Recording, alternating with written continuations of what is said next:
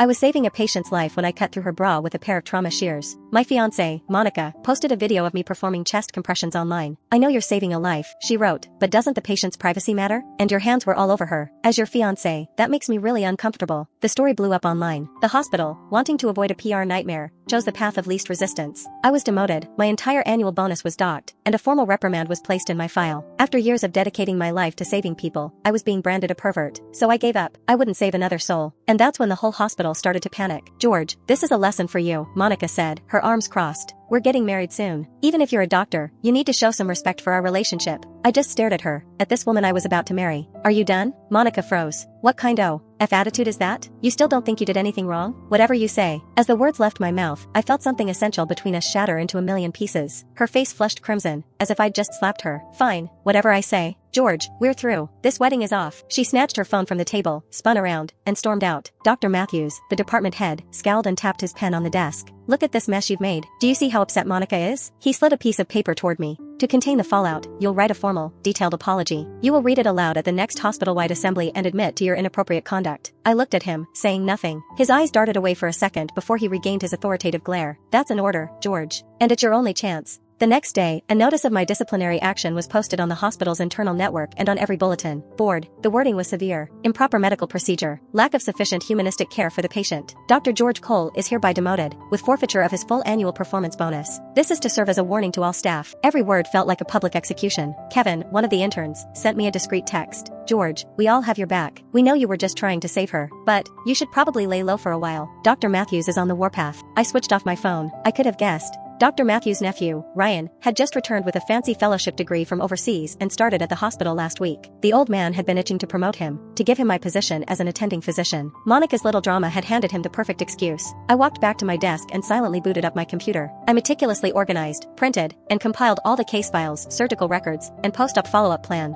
for every critical patient under my care. Then, I formatted the personal drive on my work computer, erasing years of my research data and draft papers. A week later, at the hospital-wide assembly, Dr. Matthews stood at the podium, his voice booming. And in light of Dr. Cole's unprofessional conduct, the board has decided to revoke his status as an attending physician. The auditorium was dead silent. Now, please join me in giving a warm welcome to the newest member of our cardiothoracic surgery team, a brilliant mind joining us from his fellowship abroad, Dr. Ryan Matthews. A young man in a crisp new lab coat, his hair slicked back with gel, stood up and gave the crowd a condescending nod. Dr. Matthews beamed at him. Effective today, Dr. Ryan Matthews will be officially taking over all of Dr. Cole's former duties. I sat in the back corner, my face a mask of stone. Ryan sauntered over to my desk and rapped his knuckles on it. Hey, time to clear out your stuff. His chin was tied up, his expression a perfect blend of arrogance and disdain. Your new spot is over there in the corner, where the residents belong. He leaned in. Also, your work computer stays. I need to inspect it to make sure you're not taking any sensitive department data with you. I glanced up at him, didn't say a word, and began packing the few personal items I kept at my desk. That didn't seem to be enough for him. Oh, and one more thing, he added. From now on, let's try to maintain a certain level of professionalism in this department. A little less, back alley medic, you know? I paused and looked him straight in the eye. In that case, perhaps you can enlighten me. What are the diagnostic criteria and differential points for Takotsubo cardiomyopathy? Ryan's smug expression faltered. He sputtered. Well, that's obviously based on the specific EKG and echocardiogram findings. It's a type of. I'd already turned away. Realizing he'd made a fool of himself, he scoffed and stalked off. I thought back to 3 years ago, when the old hospital director had personally come to recruit me from the ICU at St. Jude's Regional. He had gripped my hand and said, George, come work with us. I'll give you full autonomy. Your world-class CPR skills could save so many more lives here. What a joke it all seemed now. As a resident, my workload was significantly lighter. I no longer participated in any emergency surgeries. I followed the resident's protocol to the letter. Rounds, charts, orders. I handed off my cases on time and clocked out the second my shift was over. Yesterday, a critical patient from a car wreck was brought in. A nurse, out of habit, yelled for me. I took one look at the monitor and told her calmly, find Dr. Ryan. He's the attending on call. Dr. Ryan is in his office, she said, her voice frantic. He said he's compiling important academic data. I didn't reply. I just walked out of the room. I no longer spent an extra minute on any critical patient.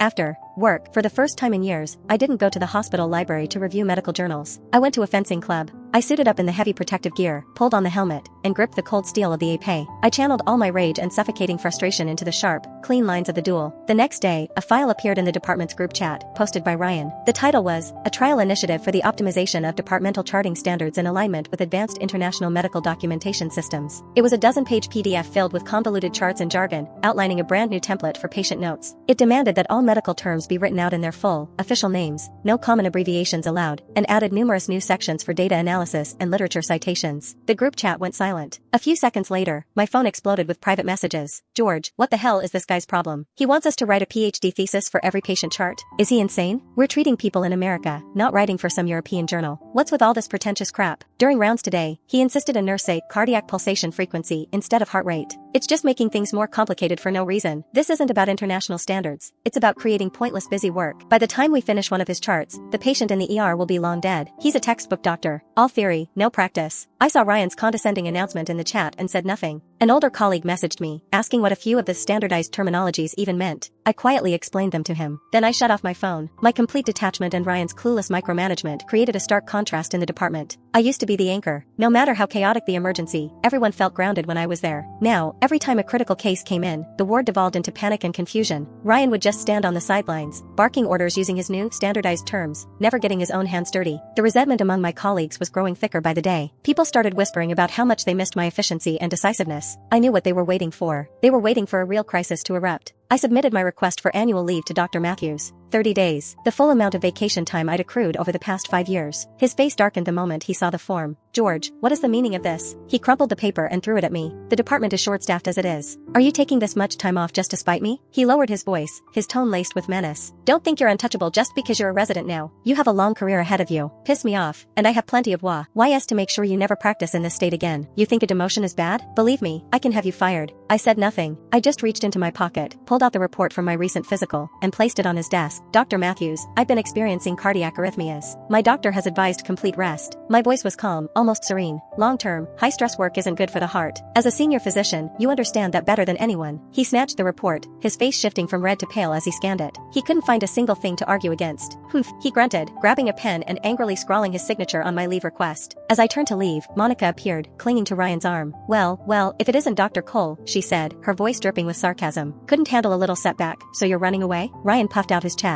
Some people just don't have the mental fortitude. Back where I trained, people like him would have washed out on day one. Don't think the department can't function without you, Monica added, her eyes flashing. Ryan is 10 times the doctor you'll ever be. He's a true professional. I didn't even bother to look at them as I walked out of the office. Sarah, the head nurse, caught me at the end of the hall. George, she pressed an apple into my hand. You remember that woman you saved the other day? The one from the video? I nodded. She's the only daughter of the CEO of Orion Corporation. He sent someone to ask about you. He wanted to thank you personally. Sarah sighed, but Dr. Matthews intercepted them. He said it was a departmental success, all thanks to Dr. Ryan's brilliant leadership. She shook her head. You're just too damn honest, George. You never fight for yourself. I just nodded, thinking, you have no idea what kind of trouble you've invited. I settled into my seat on the train back to my hometown. Just as it pulled out of the station, my phone rang. It was Kevin, the intern, and he sounded like he was on the verge of tears. George, it's bad. Something terrible has happened. The CEO of Orion Corporation, he had a massive heart attack. He's here, in our ICU. My stomach dropped. Ryan's the attending. He saw the EKG, knows it's a major MI, but the CEO has a rare drug allergy, and Ryan's too scared to use the standard thrombolytics. He's just been staring at his tablet, looking up research papers, mumbling about evidence-based medicine, but he won't make a decision. He's afraid to risk an emergency angioplasty, so now he's trying to get the family to sign transfer papers. Kevin's voice cracked. George, it's a STEMI. Every minute counts. How can he even think about transferring him? Before I could answer, another call came in. Dr. Matthews. I hung up on Kevin and answered. Matthews' voice was a raw, unfiltered roar. George, you get your ass back here right now. If anything happens to the CEO of Orion, I'll make sure you regret it for the rest of your life. I held the phone away from my ear until he was done screaming. Then, I replied calmly. Dr. Matthews, first, I am currently on approved medical leave. Second, I am only a resident. I have neither the qualifications nor the authority to handle a patient of this magnitude. Isn't your esteemed, foreign-trained Dr. Ryan the expert you have on hand for precisely these kinds of complex cases? Then I hung up. A new text from Kevin popped up, laced with pure panic. George, the CEO's condition worsened in the ambulance. His heart stopped for a minute. The family is losing their minds. They called the hospital president directly, threatening to sue us into oblivion. The whole hospital is in lockdown. The president, the VPs, they're all down in our department. Another message followed. Dr. Matthews is spreading a rumor that you intentionally hid the CEO's allergy records to make Ryan look bad. He's telling everyone you knew about the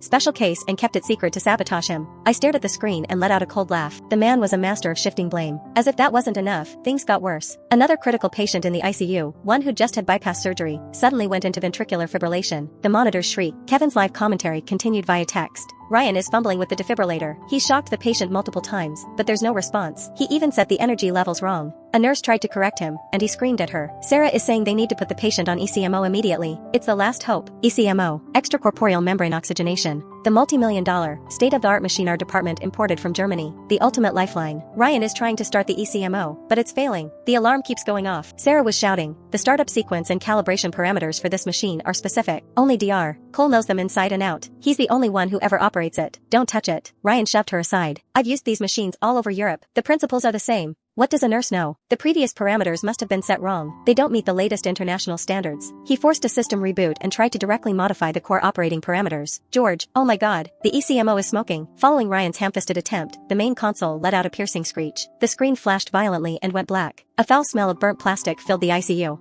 The multi-million-dollar lifeline was dead. 2 critical patients, one's golden hour for treatment squandered, leaving him knocking on death's door. The other's last chance for survival gone, his EKG about to flatline. The sounds of families crying and screaming, mixed with the piercing wail of the monitors, turned the entire cardiothoracic unit into a scene from a nightmare. The hospital president's face went white. He looked like he was about to faint. With a trembling hand, he called the ECMO manufacturer's technical support line in Germany. The German engineer on the other end, in heavily accented English, regretfully informed him that their nearest technician was in Europe. It would take at least 2 days for them to fly over. A suffocating despair settled over the room. Just as the president was about to hang up, the engineer added one more thing. Perhaps you could contact the team of Professor Langdon, who helped us with the initial on-site calibration. I recall he had a brilliant protege, a young doctor with the last name Cole. I believe he works at your hospital. The president's hand froze in midair. He whipped his head around, his eyes locking onto Dr. Matthews. The color drained from Matthews' face, leaving it a ghastly, corpse-like white. He knew better than anyone. The brilliant protege of Dr. Langdon, the nation's foremost authority in cardiopulmonary medicine, that doctor named Cole, was me. The man he had personally destroyed, now sitting on a train, on vacation.